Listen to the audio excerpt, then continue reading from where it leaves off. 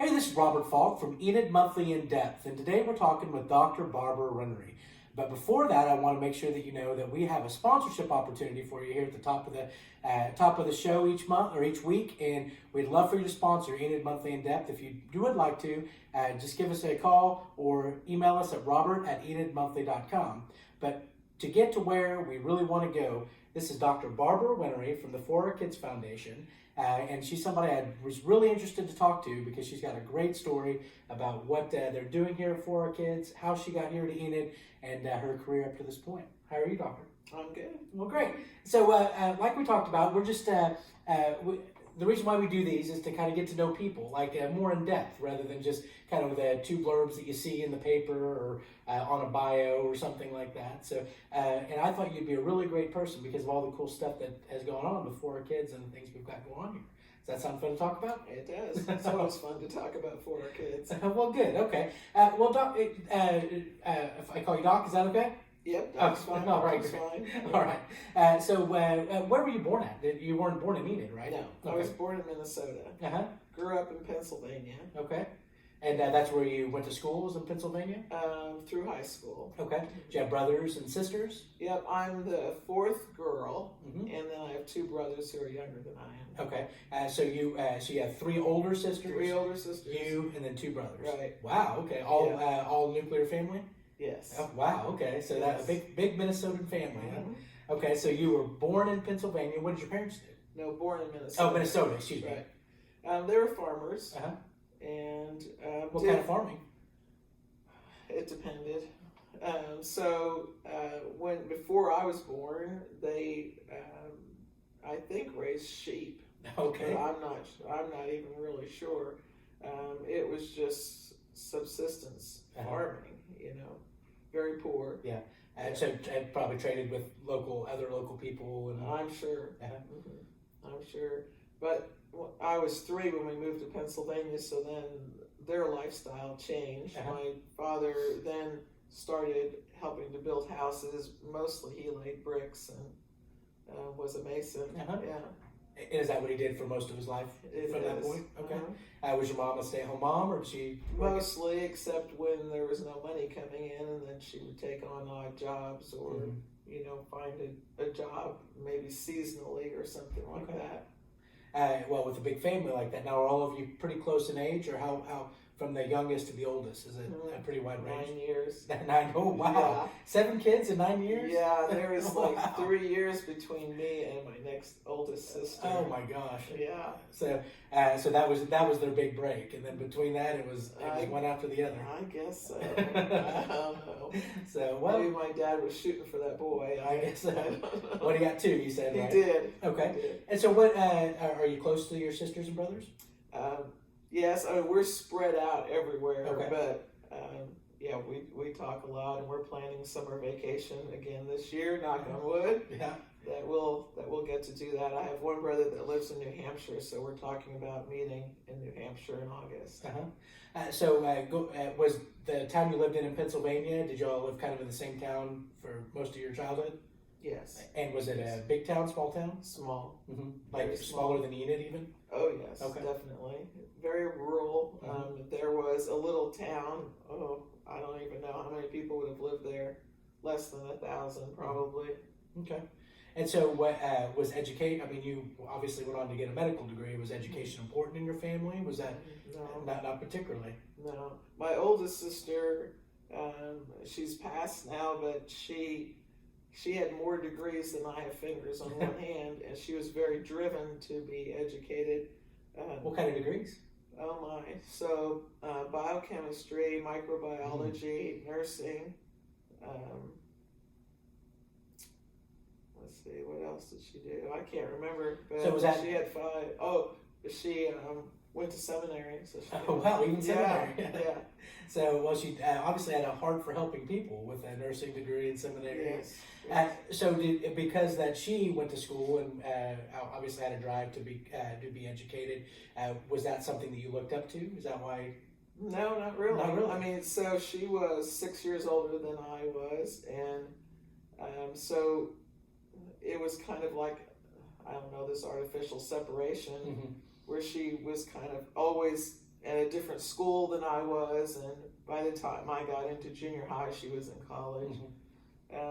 But education was not an important thing. It was just survival. You know, where do you get the next meal? My drive to become a physician happened when I was 7. My youngest brother was hit by a car and was in the hospital for a couple months with multiple severe injuries. And I can remember my parents, for some reason, allowed me to follow up with his neurosurgeon. And I can remember standing on the other side of his desk while he was explaining to my parents what was going on, and I was asking him questions. And from that moment is, you know, when I decided I was going to be a neurosurgeon. And I was going to be a neurosurgeon until I got to medical school. Okay. Well, that's really interesting. So was your sister the first one in your family to have a college education? Yes. Okay. And then what about your other brothers and sisters? Did they end up going to college too? Or some of them went. My oldest brother has a degree in art, and one of my sisters went through the police academy, but I don't think that was a full degree. I know she has some college education. It's always interesting to me. The first generation, my family was kind of the same way. That they grew up very poor. My grandmother, my parents, and aunts and my dad and aunts and uncles, and only a couple of them got education because of the same reason you said. And even my generation, it's still pretty uncommon. So so that's why I was kind of interested in that. But so were you interested in anything fun or different in high school, or was it study? No, I wasn't a studier. Not at all. No, I mean it came easy. I did want to do well, but I never really pushed myself. So I did a lot of sports because I was linked up with my 2 younger brothers. The 3 of us were kind of close in age, of course. And so it was always doing the boy stuff. You know, we're going to play baseball. We're going to play with slingshots. We're going to, fish. So you're a little bit of a tomboy. Yeah. Okay. Yeah. And so what sports did you play in high school? Field hockey, which is probably nothing that they've ever done here, and softball. Okay. Also played basketball for 1 year. Okay. So did you enjoy the team aspect of that? Yes. Okay. So you decided that you were going to go to that you wanted to be a doctor from the time you were 7, and then so you graduated high school. Where did you go from there? Well, I had a previous marriage, and my husband was in the Air Force stationed at Tinker. That's how I got to Oklahoma. Okay, that makes sense. Yeah. So you came here, and that's where you started college? I did. I had about a 5-year break, and then I started college at OU. Okay. Well, I should know that I'm a big OSU fan. So we might need to back up a little bit. So you went to undergrad at OU. Was it a pre-med track? Zoology, yeah. Okay. So. All right. And then OU Med after that? Okay. Well, and so you decided, that's when you decided, when you started med school, that you weren't going to be a brain surgeon anymore. Yeah, pretty much. I think being an older student, because I'd had that break, I was able to kind of sit back and evaluate where the real needs were and what was going to work best for me. And I had adopted a son from Vietnam, and so there was also that element of my life that I needed to make sure that I took care of. Okay.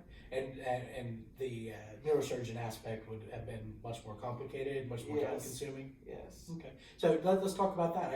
I wasn't aware that you have an adopted son that's from Vietnam. Yeah. What we just talked to Sarah Harrian, who's big into adoption and foster care, last week. And so what drove you to decide you wanted to adopt a child from Vietnam? It was really just happenstance, because my husband at that time was in the Air Force. We lived right next to Tinker Air Force Base in Oklahoma City, and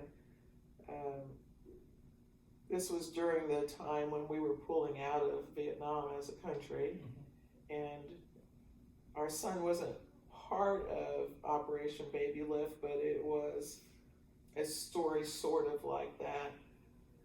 where a missionary from Oklahoma City just happened to be in what was then Saigon, setting up an orphanage or trying to support an orphanage when the North Vietnamese were moving south and were going to overtake Saigon, and we realized that and we were pulling out, and I think those things were happening simultaneously. And he rescued 23 South Vietnamese students who had been in a private school and who had come thinking they were going to be safe in this orphanage in Saigon. And he was able to basically smuggle them out of the country. When you said students, how old? They were like 5 to 7. Okay. Oh, young. They were young. little. Okay. So in that culture, these kids came from a tribal unit that they would send their oldest child, usually their son, but not always, but their oldest child would go to a school where they lived. And because the families were always moving, they were, trying to establish rice fields or whatever, but the war kept them moving, and so they were kind of migratory. So the oldest kids would go to school. Well, as the North Vietnamese were moving south through Vietnam, the man who ran the school fled with the children to Saigon. Well, the parents didn't know where they were. Nobody knew where they were. And suddenly they were on an airplane headed for Guam, and then California, and then Oklahoma City. Wow. And so all 23 of the children ended up in Oklahoma City? Or that At they that just, time, but then they were adopted out. And we were originally told that if you wanted to, house one of these children for 6 weeks until their adoptive parents came for them, well, there were no adoptive parents. It was a lot easier then, during that period of time to manage those kinds of situations. But so 6 weeks turned into 6 months, which turned into a lifetime. So it was just hard for these abandoned children, basically, that were. Yeah, basically, one of our friends who was in the Air Force stationed at Guam saw this missionary guy come by with a bunch of kids, and he had an Oklahoma City sticker on his suitcase, and our friend just struck up a conversation with him and with somebody from home, and found out that these kids were going to be coming in and they were going to be going to Oklahoma City, and did he have any friends who might help to house them? Wow. Okay. And so he called his wife, who then So the intention was just to be a place for a was while, a foster care. It was going to be an adventure. Yeah, and then it ended up, like you said, being a lifetime. Well, everybody fell in love with their kids, So what's his name? Kevin. Kevin, okay. And is he here in Oklahoma, or? Yes, he's in Oklahoma City. He's a physical therapist in Oklahoma City. Well, cool. That's really neat. And so was that a challenge with having a child that probably couldn't speak English? And it was. But, I was 21, oh, wow. and he was 7. Yeah. So we're kind of growing up together. And Midwest City set up a school for the kids because I think there were other groups that were coming in. I'm not sure, but there were a lot of kids. But I can remember the very first day I sent him to school on the bus, I had taped or pinned his name and my phone number and his address just in case he couldn't find his way home on the bus. So it was pretty funny. Okay. And y'all, that was in Oklahoma City by Tinker, you said? Yes. Were you ever deployed to a different country while you were there? Okay, so mostly you stayed in Oklahoma once you got here. Okay. So after medical school, did you come straight to Enid, or did you do something else? Well, we spent 1 year in Oklahoma City in residency, and then we came up here, and I did my last 2 years of residency here. Okay. We don't have a residency program anymore, do we? Or did they start Well, not an MD program. I think they're working on getting the DO program back. All right. So did you fall in love with Enid when you came here, or was it just kind of a place that you thought you were going to be for a while? And well, we liked it. We liked the size of it, and there was a big need for family dogs. Still is, right? Yeah. So what what did you work for St. Mary's at that time, or did you have your own clinic? Oh my goodness, we were in private practice, and it's not like it is today. I mean, we had to try and borrow money, which was very difficult in the late 80s in Enid. Mm-hmm. We had to borrow money just to start up our office. Integris, which was then not Integris, it was just Bass, gave us reduced rent for 6 months, which kind of helped, but that was the only gimme. There weren't sign-on bonuses and we'll pay off your student loan kind of things. There was none of that. Okay. And so that there was a big need for the family docs back then, and so that was the late 80s when you started? Mm-hmm. Okay. And so then, and you recently retired. Yes. So during that time, you've been the family physician for many families in town, I would assume, and including me. Yeah. And what would you say that were the biggest challenges for a family doctor here in a smaller community in rural Oklahoma?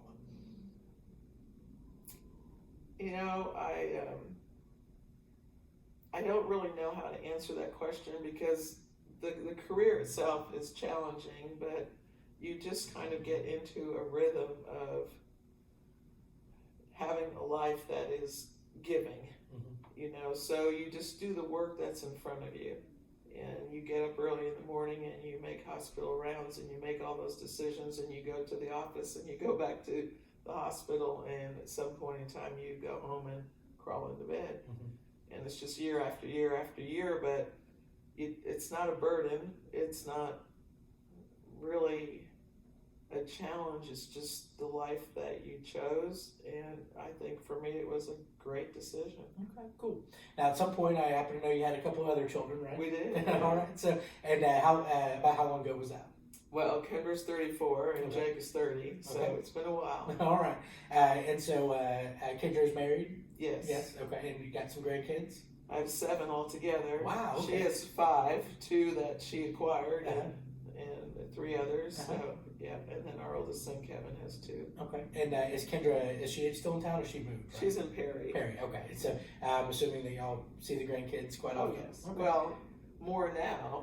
I mean, COVID really put a kibosh on that for a while. Well, sure. I could definitely imagine that. And so then your youngest child is Jake. Jake. Okay. And so Jake has some special needs, right? Yeah. He has Down syndrome. All right. And so was that a surprise to you guys? I mean, was that? It was. We knew early on that because I was going to be 36, almost 37 when Jake was born, that there was an increased risk that there would be some challenges. I was offered an amniocentesis so that we would know, and I just said no. I mean, it's not going to make a difference. It's not like we're going to terminate a pregnancy. So, yeah. And so Jake is a delightful young man. And most days. Most days, yeah. Just like me. Most days I'm delightful. Yeah. And so, did that, when Jake was born, was that when you got the idea for 4 kids, or did that come on later? When he was about 12, Brett and I, when you have a child with special needs, you figure out right away you've got to learn how to be an advocate. And you would think as a physician that I would know how to be an advocate. I was always an advocate for my patients, but it's totally different when it's your child and it's a baby and you're trying to work through all of that. And by the time he was 12, we realized, there's going to come a day when he's not in school, and what is he going to do? Because for us, sitting at home was not going to be an option. He was going to be the most productive, happy person that we could try to make happen. So when he was probably 12 or 13, for some reason I came up with the idea that you can't do advocacy by yourself. It just takes a village. So I decided, well, we're going to do a national Down syndrome buddy walk, and we're going to raise awareness of Down syndrome in our community. And his special ed teacher got on board with me and a couple other people, and we had a buddy walk in the fall of 2003, and with very little, I say that now, I mean, it didn't seem like a whole lot of effort then. We raised about $27,000, and then after the walk, we were going, okay, what are we going to do with $27,000? And we sent some back to the National Down Syndrome Society, but we really felt like there was a need to do something here locally, and that's where For Our Kids started. Yeah. So we just started kind of brainstorming what could we do.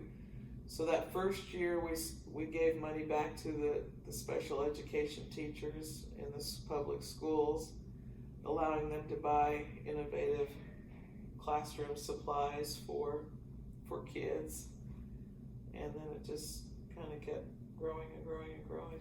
So what was the very initial idea? Was it a kind of limited? You said it was a Very walk, limited. and so you didn't have an idea that it would be like this. I was just going to raise awareness of Down syndrome. All right. You know, let's just show them how awesome our kids are. Yeah. And that, you know, they can fit in and they can be productive, and on and on and on, and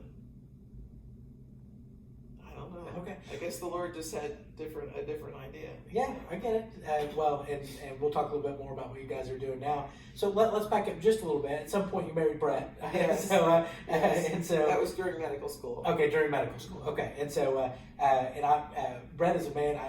Maybe around you guys, he talks a lot, but when I've been around him, all I see him do is work, and Yes. he just, I mean, he's picking up stuff, he's taking stuff somewhere, he's taking somewhere. Is he a pretty quiet, laid-back guy in general? Quiet, yes. Yeah. Laid back, I don't know, I guess. Okay. He retired the end of last year. Yeah. So he's just a volunteer too. yes. We say volunteer. Yes. It's really kind of a job. So he's here when he's needed. Which I can imagine is a lot. So, okay, so you married Brett, and you had Jake and Kendra, and you said that you found that you needed to be an advocate for Jake. When you say that you needed to be an advocate, at that time, are things way different now, or are those same challenges that you had that you felt you needed to be an advocate? Are they still present for parents of special needs Yes. kids? I What are some of those challenges? I don't think that a lot has changed at all. You have to decide what is the most important things. You know, what are those things that will make your child functional as an adult in our society? So, for example, for Jake, having Down syndrome, we knew that speech was going to be an issue. And I'll just use this for the example because it's a big example. If you can't speak clearly, then you can't communicate your needs. And that raises all kinds of challenges for life and living and employment and safety, and I mean, just on and on and on. So we wanted him to have a lot of speech therapy because we wanted him to be able to speak clearly. Well, that's a problem in the schools. I mean, generally you get 20 minutes twice a week. You cannot end up with a functionally well-spoken person with Down syndrome with speech 20 minutes twice a week. And so every year it was a fight, you know. And those battles just continue and continue because there's never enough money, you know. And I don't know that that's ever going to change. And so when we have parents I still have parents that come to me and talk to me especially when they have a child with Down syndrome, you know, help me, tell me the things to look out for, and that's still one of the top things on my list because there's so many kids and adults with Down syndrome that you can't understand, and it's not that they're stupid, you know. The medical thing behind Down syndrome and speaking is that people with Down syndrome have an underdevelopment of the middle part of their face. And it gives them that classical look when you look at somebody you know. Well, it narrows this part, which makes the mouth smaller, but the tongue is normal size. And so their tongue doesn't fit well, and then it's hard to speak because your mouth is too full. But you know Jake, and you have no problems understanding it. Not at all. So you know that it's possible. I mean, they can certainly have intelligible speech. So I mean, that's just one example, but when I'm talking to parents of kids of all ages with all different kinds of disabilities, the battles are still the same. Even 30 years later. Even 30 years later. One of the things, though, that I am just super excited about is that some of the colleges, including OU, and I don't think OSU is doing this, but OU is, they actually have studies now for people with developmental disabilities. Oh, wow. Okay. Yeah. So their kids are living in the dorm, and well, until COVID, but you know, I mean, so in those senses, things have moved forward. I think there are parents that have really just blazoned the way. Do you see more, you know, obviously with For Our Kids, the Miracle League, and some of the other things that we have, and you know, you see the videos online of kids being included and kids taking up for other kids and things of that nature that maybe that I didn't see, and maybe because it wasn't public whenever I was going to school. Do you see a change in that kind of acceptance? I think some. Okay. You know, we were really lucky because Jake didn't endure that very much at all, if any. And probably if he did, he didn't realize it because somebody intercepted. And I don't know if that was because I was a physician in the community, you know, and so he was treated differently. I don't know. I think part of it was his older sister Kendra, because she would have beaten him. You know, she's pretty proud tough. of him. Yeah. If they had picked on him, but you know, again, I go back to the fact that it takes a village, and you have to educate people from the time they're little until the time they're old that, you know, you don't pick on somebody because they look different. You know, you're not scared of somebody because their skin is dark. I mean, you know, there's just so much that we need to do better. So tell me about these first days. You did the walk, and then you said, okay, well, we're going to spend a little money doing this or that. What was the next phase in the development? Did y'all have the name then? Did you know what you were going to do? Or? Yeah, I still remember the day that we picked the name. I had kind of handpicked a few people in town, and one of them was George Pankinen, because he has a son with special needs. But like Doug Parker with Great Plains Bank, and I mean there was just several people that started showing some interest in what we were doing, and we were in a room over, I think, at NOC, and just started writing names on a blackboard. And For Our Kids. And that came up. Okay. Yeah. And so you said you were over at NOC. I think so. So no building, no... Oh, no, nothing. When did the vision for an organization that is there for kids, an actual organization start? Well, I think that the idea probably started in about 2005. In 2007, Brett...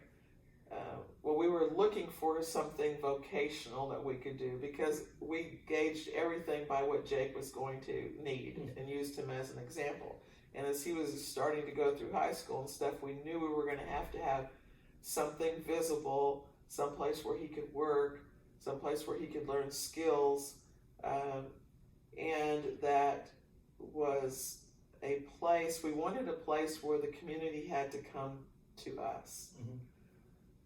Because we wanted to showcase what these individuals were capable of doing. And so Brett came across the old putt-putt, and so after a couple walks, we had enough money to So I thought that would be the initial idea was we could have some of our guys and gals work there. And okay, well, interesting. And then there was enough room to also have a work center where we could come up with maybe products or things that we could do. And so that was the initial vision, is the putt and then a work center.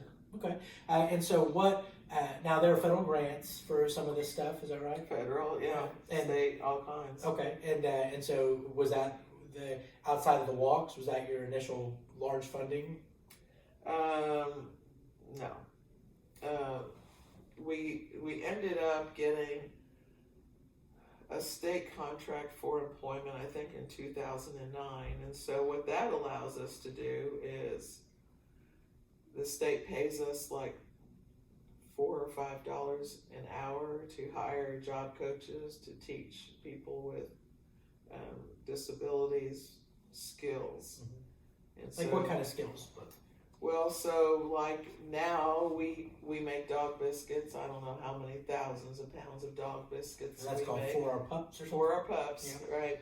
And we're branching off now to doing gourmet cookies and, like birthday cookies for your dogs and that kind of stuff. So people love their dogs. They do. They do. Billions and billions and billions of dollars, and we want a part of that. Yeah. We also pack ice cream for the Red Ridge Creamery in Lahoma. Oh, interesting. So, yeah, and I'll give you that tour.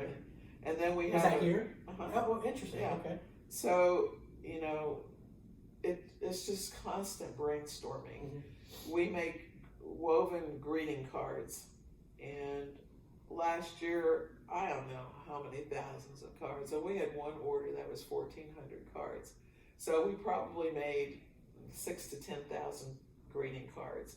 And that was one of the first products that we made. The interesting thing about what we have to do is you have a task, and you could sit down and do that entire task. But we have some people who can't. So when you're making a woven greeting card, you paint a piece of special paper. Well, almost everybody can hold a paintbrush. Not everybody. We had one person that would hold their paintbrush in their mouth. But you paint, it dries. You Mod Podge, it dries. You cut it into strips. You weave them, and then you put it through the die cut machine, and you make different kinds of shapes. And then you glue it on to an actual cardstock. So all those tasks are broken up and given to people who can do a certain part of the task, and at the end you have beautiful cards. So is that the job coach responsibility to figure out what part of that process that each individual person is capable of doing, and training that person to do that? Well, that's and so are there any and we call it For Our Kids, but there are lots of adults here too. Yeah, I mean, all the people who are employed here are adults. They've finished school in whatever form or fashion. And, so this is the adult part of what we do. And I would assume, and tell me if there are other benefits. I mean, that gives, number one, the training is good, and obviously the money is helpful, but it also gives them a sense of purpose, right. and some additional training, and some of that might translate into life skills. Yeah, they learn a lot of life skills. The other thing that it does is it gets them off the couch at home. Mm-hmm. Usually if they're home, a parent is home with them. So now they're employed and the parent can go get a job. Okay. Yes.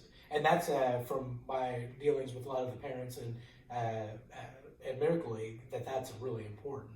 That's a significant challenge is socioeconomically, correct? Yeah. With people with special needs. You're right. It's even parents of 2 or 3 kids or 7, like your parents would. I mean, if somebody's sick, you got to stay home. I mean so I can see how that would be even a more significant challenge on the employment level to be able to have a job that you and still be able to take care of your job effectively. Yes. Okay. And so, we talked about For Our Pups, and that's one of the jobs they do. You said that the greeting cards, is that called something? No. Just sell them at the... we sell them at our gift store, but most of them are special orders, so somebody will call in and say, I need 300 cards. So, for example, like Northcutt, they buy cards, and I think they send them when someone buys a new car. Oh, okay. So we have a lot of those kinds of things. A lot of people will buy them for Christmas cards. We had one of the wind farms bought 1,400 because they're an international company, and so they sent out our cards for New Year's. Wow, that's really cool. Yeah. And so they get a special handmade card, and it Yes. helps the population here. So now you've got the second story gift shop, right? Uh-huh. And that's got all kinds of gifts, books, all kinds of stuff, right? Used books mostly, and then just unique Toys. gifts, toys, Yeah. everything. Candles, jewelry, men's gifts. Now y'all did have a second store downtown, but y'all don't have that anymore. We don't have that Okay. anymore. Is there a need to get the name out, or not the name out, but do people still wander in and say, "Wow, I never knew about this place"? Boy, unfortunately, maybe less than 3 years ago, but still way too often for my taste. All right, so go by the second story, Yes. right by the putt over here, between Stevens Ford, right? Is that kind of the closest? The Toyota. Toyota district. Yeah. Okay, there you go, Northcutt Toyota. So, Yeah. and I bought lots of gifts here, especially for for my kids whenever they're Uh-huh. growing up, the Melissa and Doug stuff. Yeah. And so then you do recycling. Yes. Okay. Now is that a good job because it's kind of something routine and Yeah. something that can be easily trained? Yeah. Okay. And you also shredding too, right? Yeah, we shred paper and then we recycle cardboard and aluminum cans. Yeah. Well, so anything else? Any other big projects? There's a lot of smaller things that we do, like making car scents. I don't know. They're always coming up with new. So you're the staff here. They just brainstorm and think, well, this would be a really cool thing to maybe train the people in. Yeah. So when there were a lot of masks that were being made, they had 2 or 3 sewing machines. So they started making masks, and then one of our employee clients actually came up with the idea of making lanyards. So they started making lanyards for the masks, and we sold a lot of those. Other than employment, what kind of benefits or activities do you guys have? Well, Miracle League is, we're associated with, and then we have other sports things. We have 4R bowlers. Everything is 4R. Yeah. Not everything, but a lot of them. So we have bowling. Is that a league or just you? It's a league that we do just in and amongst ourselves. And I think they do that 2 times a year. And then Special Olympics, maybe when that comes back, then we'll be doing that again. When you say do that, do you? We have a team. You have a team, okay. And so now, if you're not affiliated with 4 Kids, they still have Special Olympics, right? Yes. Okay. Our team is associated with Enid High. It's the Enid High alumni or something, which a lot of the kids here didn't even go to Enid High, but they do that. Let's see, what else? Well, while you're thinking, let's talk about the Miracle League a little bit, just in case somebody doesn't know. Yeah, we love the Miracle League. Yeah, so getting ready to start on Saturday. Yeah, I'm really excited about that. That's one of my favorite things we do here in Enid. Yeah. And obviously it's near and dear to my heart. So sure. And we Inbox contacted you guys because y'all were having pickup games on Sundays or something like that, and said, hey, we really have this idea for us to have an actual league. Yeah. And was that something that was an easy yes for you guys, or was that? Yeah, sure. Okay. Yeah, it was. One of our parents actually got us started with the pickup games, and then we just kind of jumped on board. I mean, we're always in for a challenge, and anything that would be fun. Well, that's been highly successful in the last 10 or so years. Last I counted, there was about 60 or 80 kids and adults that play. Yeah. We've got a beautiful field at the park and that kind of thing. So. Well, I think maybe last year was the first year, but it might have been the year before that we actually had so many that we started separating the younger kids from the adults just for safety reasons. But the numbers were getting pretty big, so that's a and can get even bigger. Yeah, Sure. It's a great problem to have. So if you happen to be watching and know somebody that's kids or adults that's special needs and would like to play some t-ball or baseball, then we definitely get you on the team for the Miracle League. Yeah. So, I'll tell you the first time that, and I've still got the video, the first time that we had kids hitting off the tee and running to first base and the buddies, and that was just, I mean, just something that is just hits you right in the feels. Oh, it does. I remember the very first game that we did just with the pickup teams, just sitting there bawling, watching Jake play. Uh-huh. So, now, Jake later on didn't really like to play that much. Well, he has a lot of anxiety issues, but, he's really come around, and he signed up this year on his own. So he's going to be a Diamondback. Okay, well, that's exciting. So, but even though he was still there helping he on was, those days. And so, he ran the concession stand. Yeah. I mean, I say that, and I shouldn't, because he does. Yeah. I mean, he'll run that concession stand. He was excellent on that. So, now I personally know a couple of. In fact, I saw one of the helpers outside today as the daughter of a business person in town, business people in town. So I know of at least two people that have moved to Enid specifically for opportunities for their kids. Right. Is that? Do you feel like that's unique for a town of our size? I think so. Yes. I don't like to say yes because, boy, you would just think that. You would hope that it wouldn't be. Right. Yeah. But, Mead Jewelers, they relocated their whole business from Woodward so that their daughter Abby could. That's what I was talking about. Here. And so, that's just a wow. I mean, you're getting the job done. Yeah. Well, I can tell you that walking in to Mead when Abby's there, even just when I saw her out up front here, it's hard to have a bad day whenever you see Abby in the morning, right? Yes. Abby just lights your world. That's right. She's so sweet. That's really cool for something really special about Enid, that we've got something like this, and a lot of that's due to you guys. And I know that you've had a lot of help. One of the people definitely. that is really amazing is your executive director, Tricia Mitchell. Right. And so, does she come up with these crazy ideas too? Oh, she does. We kind of kid each other a lot because a lot of times we're on the same wavelength and we don't even know it, and we're working towards the same thing or coming up with the same ideas. Well, tell me about. Is there anything that y'all started to do or tried to do that just didn't work that you were kind of surprised about? Well, one of the things that I have absolutely no problem with saying is that I've tried a lot of things that have failed. Sure. I mean, because if you're not failing at some things, that means you're not really trying hard enough. That's yeah. right. So are you talking about like little things or like big things? Either one. Just Well, something I that might be can kind of a remember- funny story. So I can remember one time I decided that what we really needed to do was to make concrete flower pots and planters because it was kind of like, upcoming thing on Pinterest or something. Who knows where I found it? Maybe I dreamed it. I don't know. So we started making these concrete planters. I mean, and it was a total flop. It just absolutely went nowhere except in the trash can, and they were pretty heavy too to haul in there. But that one always sticks in my mind. That's a concrete planters. Concrete planters, yeah, they didn't go anywhere. But again, you're always looking for things that people with disabilities can do, and so you have to start sometimes at a totally different level. Sure. It really bugs me that we can't figure out something to do with shredded paper. Mm-hmm. You mean after it's shredded?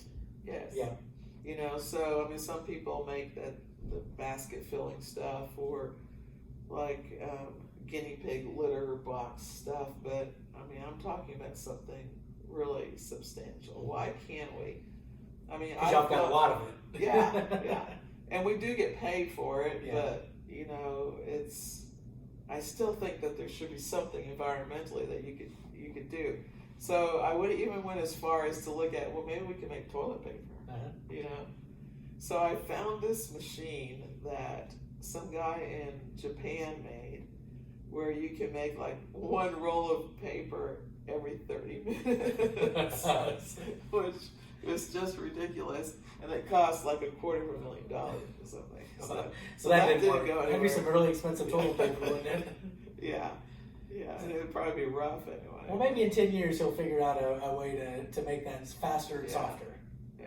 So, Well, cool. Well, so now we're sitting in a beautiful newish building, and when did the doors open?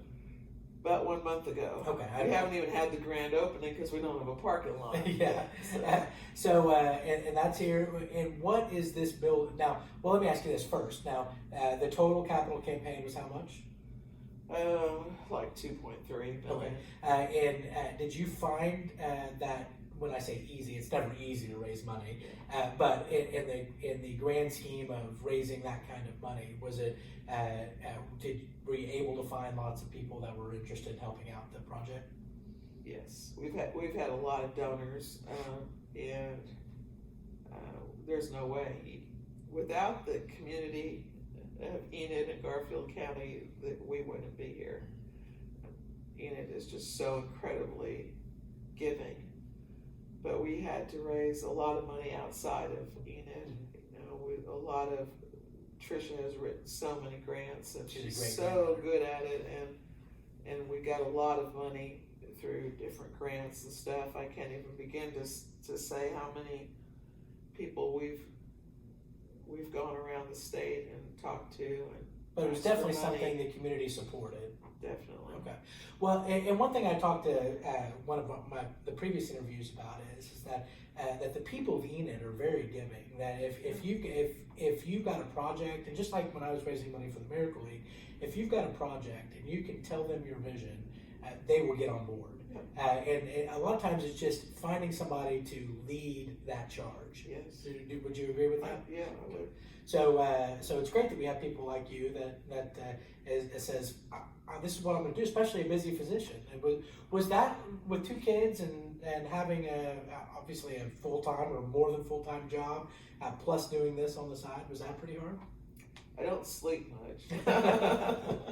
So, but I don't sit still very well. Mm-hmm. So even when I am sitting in the living room in the evening, watching a movie, I am on Canva doing marketing and, all that kind of stuff. So my brain doesn't slow down very easily. Yeah. So I don't know. I mean, to answer your question, was it tiring? Yeah, but you don't feel it because you're doing what you want to do. And you do something you love, apparently, obviously. Yeah. Is the fundraising complete for this capital project? I know there's always other fundraisers. Well, we have done phase 1 and phase 2. Okay. So which were the phases? So the first thing we did was we revamped the mini golf, the outdoor mini golf. And the thinking there was that we're trying to raise money to keep operations going. And our goal is to try to be self-sufficient where we don't have to rely on our state contract to stay open. So that was the first thing, and then this building was the second. Attached on the north side of this building is an area that is not yet finished. The shell is there, but it's going to be an indoor mini golf. Oh, I didn't know that. So I can show you that too. Yeah. And then phase 4 will be redoing our original putt-putt. Mm-hmm. Now, so were those phases, did you, just based on your board, did y'all sit down and say, okay, this is what we're going to do, or? Yeah, basically. I mean, it becomes pretty logical when you look at what we're trying to accomplish, what has to come next and what has to come next. And, were you really... Was there a point at the beginning when y'all looked at, okay, this is how much a building is going to cost, $2.3 billion or whatever it was? Was there a point that you were like, wow, this is pretty daunting. I'm kind of nervous. No. You just knew it was going to happen. It's always going to happen. I mean, it's just like eventually we're going to have residential properties. I mean, we just will. Yeah. And that's kind of how I felt about the park too. Is that whenever I went to Ambugs and said, "Listen, this is what I would like to do. It's going to cost $250,000." Yeah. They looked at me. I mean, they looked at me like I was nuts. Yeah. And I knew that we could do it. And it came ultimately. It came easy. I mean, it took a lot of work, but it did come pretty easy. But yeah. So and then now there's almost $750,000 investment in the park. just because people got on board and said that this is a great thing for the city. And so that's what I assume probably would happen here. So that's interesting that so 2.3 million is a big number, but huge.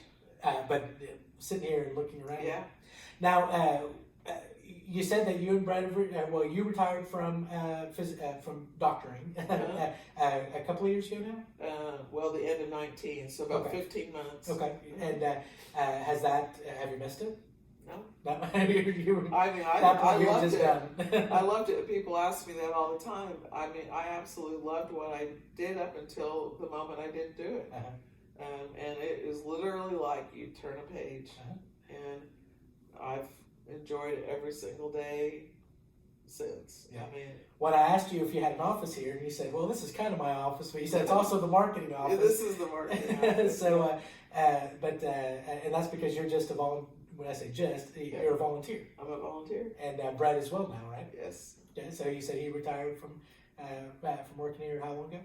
The end of 20. Okay. So all right. 3-4 months. So you're both volunteers, but I'm assuming you're here a lot.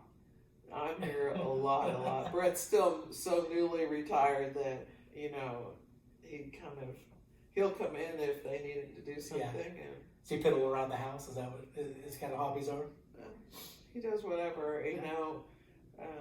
I think retirement needs to be exactly what you want it to be. So, well, good. Well, I'm really excited. You said the next phase is to finish the building up north. We're going to complete the indoor mini golf. Oh, indoor, yeah. Okay. And what is there still fundraising that y'all are doing for that? Yes. What's the goal? I don't know yet. It's probably going to be about $125,000. Okay. So not 2.3 million. No, no. Well, that'll be really cool.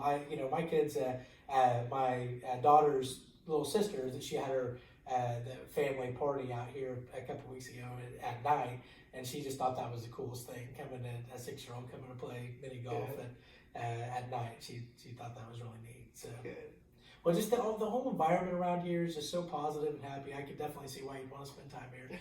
If you haven't been, come by, play some mini golf, pick up some gifts. Definitely do that. And any questions you got about for our kids, Dr. Winnery will answer, or she can send you to Trisha Mitchell. And if you want to donate, if you want to volunteer, if you want to help, they've got some place for you. So. All right? Yeah. Well, thank you for doing this. You're welcome. Thank you. I'm glad to get to know a little bit more about you, and hopefully the community does too, and more about For Our Kids. Thank you. All right. Thank you.